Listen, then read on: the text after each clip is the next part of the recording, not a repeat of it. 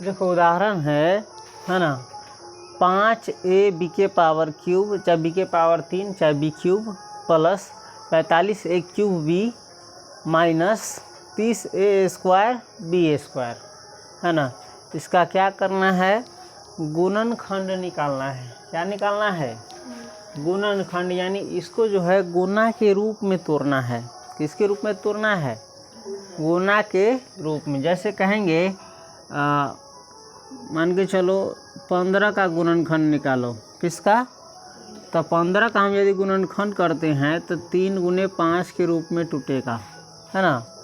इसी प्रकार से इसमें, ये तो संख्या का है, इसमें बीजगणित का है। चलो देखते कैसे इसको बनाते हैं हल।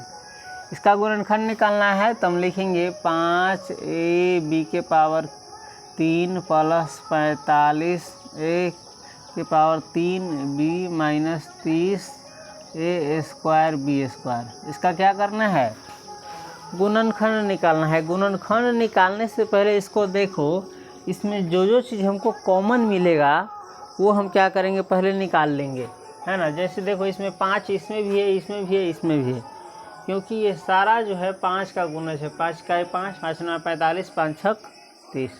तो क्या निकल जाएगा, पहले 5 निकल जाएगा संख्या में। अब चर में देखो ए बी इसमें भी है, ए बी इसमें भी है और ए बी इसमें भी है, तो ए बी भी क्या निकलेगा, कॉमन। सबसे ज़्यादा ए कितना है, सबसे कम कितना ए है, तीनों में एक एक गो है, बी भी एक एक गो है, तो एक शून्य कॉमन ले आएगा।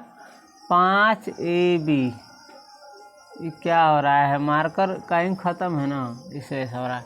5ab यदि हम इन सब में से कॉमन ले लेते हैं तो क्या बच जाता है, देखो तो ठीक है, मध्यम कोष्ठ की जरूरत नहीं है।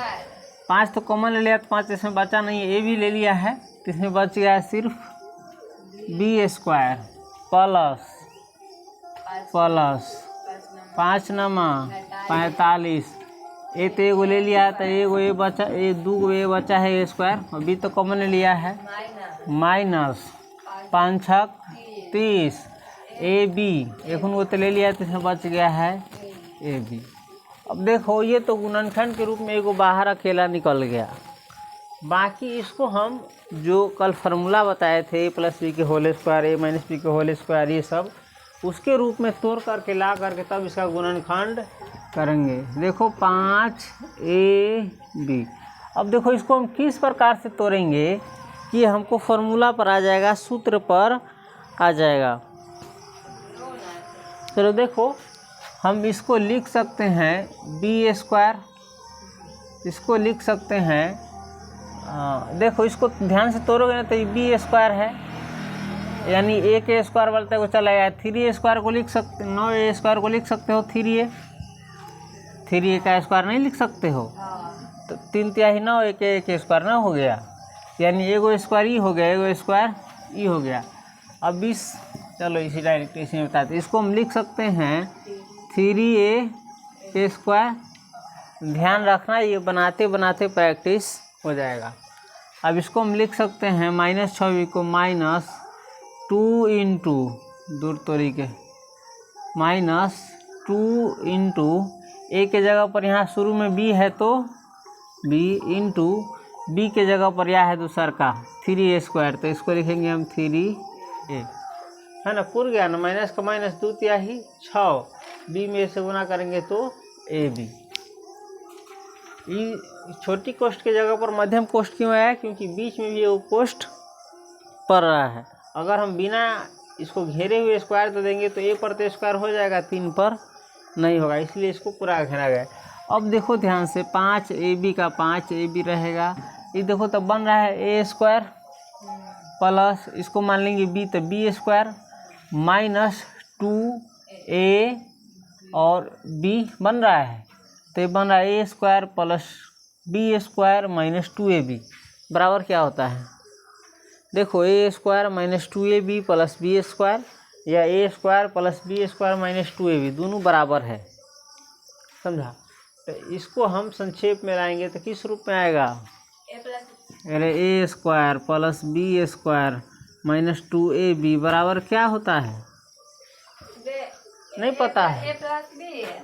ए प्लस बी, इसको क्या, a square minus 2ab plus b square बराबर क्या होता है बताओ तो। ए प्लस बी के ए माइनस बी के होल। हाँ तो ये तो सेम ही ना है, जगह हेर फेर कर दिया हुआ है तो उससे क्या दिक्कत है।